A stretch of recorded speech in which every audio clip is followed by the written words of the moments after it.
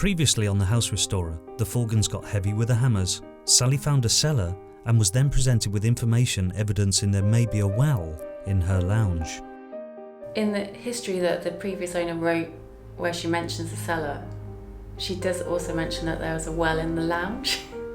This episode we revisit No.1, Sally and Stuart's first restoration project, and get to see some footage of the finished house, never concluded by the BBC. We also get to hear of a situation that could have been devastating to the build, and I try to make myself look a bit more presentable and get dressed up for the occasion. Well, a jacket anyway.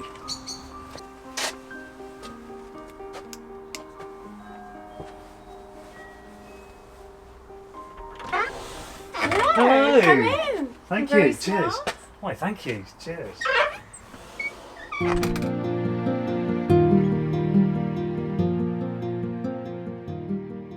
Sally, Stuart, welcome to the House Restorer episode 3. Thank you. Thank you. Time flies, right? Doesn't it? A week.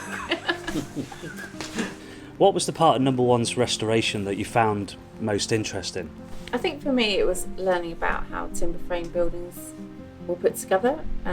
We stripped it right back, and we had a timber frame carpenter with us for a year, and we learnt so much about Tudor houses and how they were built, and I think it's just amazing. It's like a big jigsaw. So for me, I think that was the most interesting thing.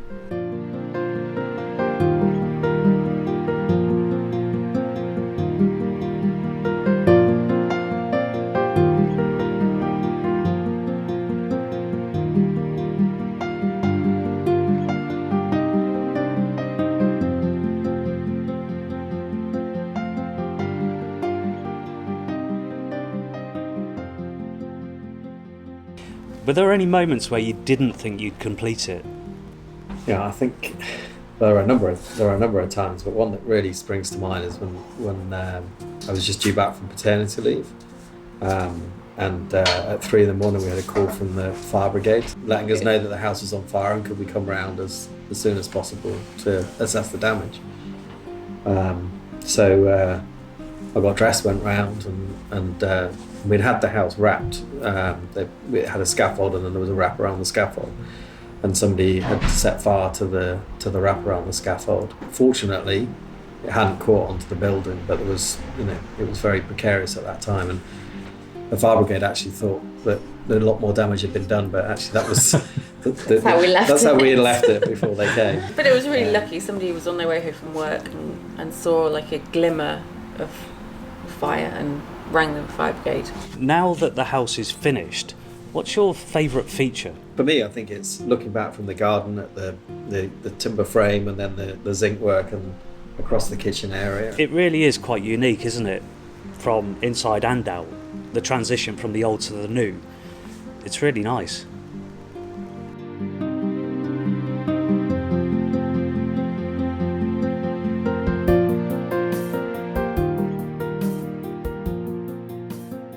I still really like being up in the top floor and looking up at the roof structure and all the beams and the woodwork there. I think it's amazing. Talking about the new project, have you a deadline for it? Well, you've got Yeah. bookings, right? Yeah, Next I've got year. bookings for next June, which in June, when we bought it, it felt quite a long way away. Yeah. But now it's September. And you keep digging down instead of. We've not building up. actually made any progress. All we've done is take stuff away.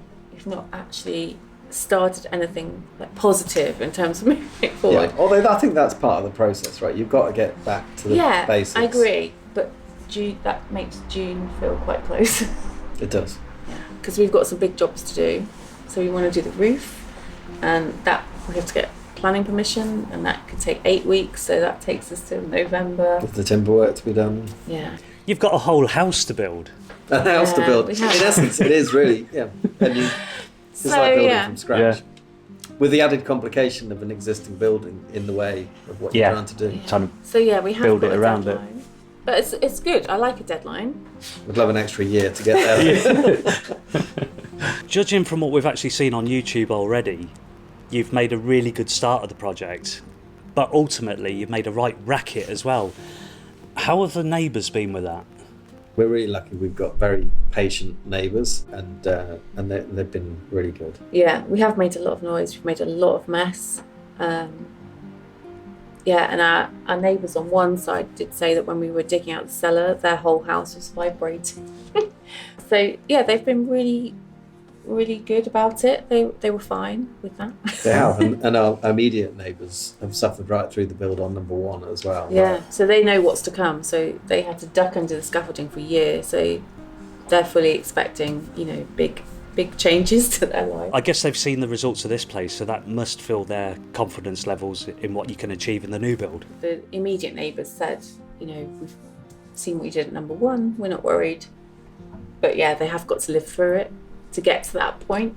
But yeah, but it will all be good. But yeah, we're really lucky. They're so lovely.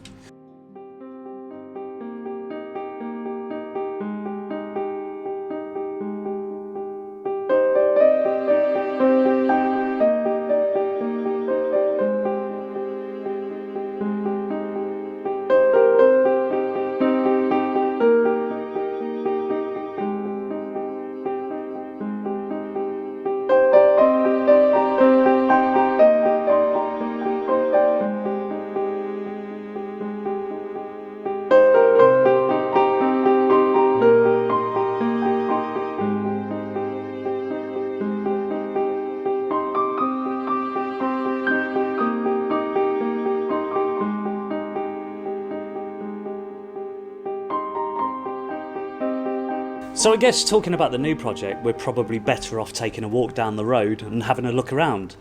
You up for that? Yeah, let's do it. Let's go. Excellent. Right, I'll just get my jacket on. Okay. See you down there. See you there. Mummy, what is Matt wearing?